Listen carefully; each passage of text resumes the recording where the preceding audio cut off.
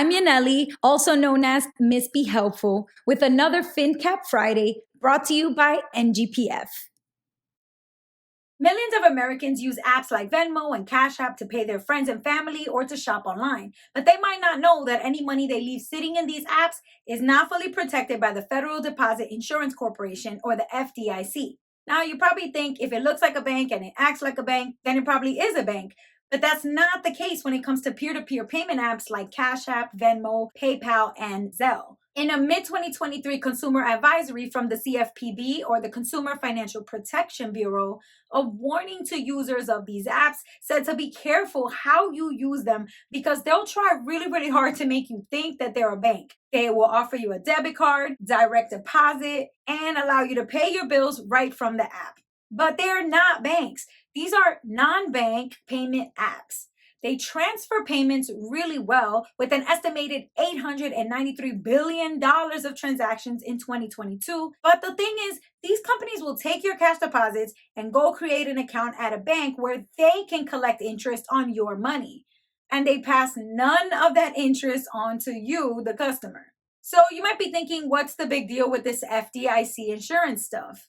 But if you think back to March of 2023, when there were some major bank failures in the US, Silicon Valley Bank, Signature Bank, and First Republic Bank, they each had $200 billion or more in assets, and yet every person or company that had an account at these banks was given all their money back because they were protected by the FDIC.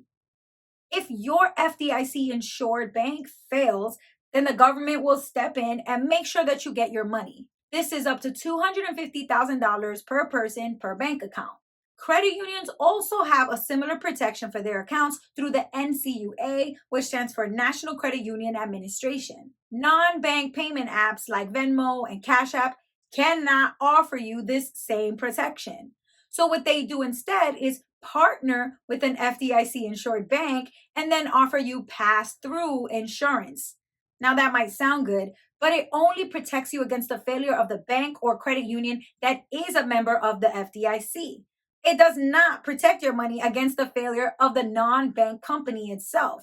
So that means if Cash App or Venmo were to go out of business completely, you would probably never see any of your money that was sitting in these apps again.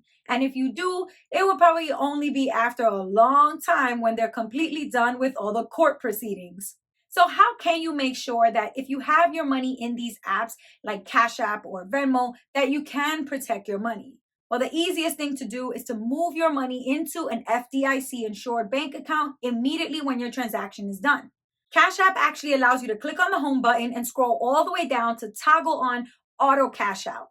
This will automatically move your money into your bank account every single time you get money through the app. And it will make sure that your Cash App balance always stays at zero, so that way zero of your dollars will be at risk. Finally, you should use FDIC or NCUA insured accounts, and you should look for free banking services. You can get a debit card from your bank or credit union, so that way you can use that to make purchases on a day-to-day basis. Most importantly, if you have a job, it's very easy to set up direct deposit into an FDIC or NCUA insured bank account. It's okay to use these payment apps to make payments to your family or to your friends, especially if you need to make a transaction in a pinch. But don't hold your money in a place where it doesn't have any real protection. If you choose to keep letting your cash sit in these apps, it means that you're okay with the risk of losing it all.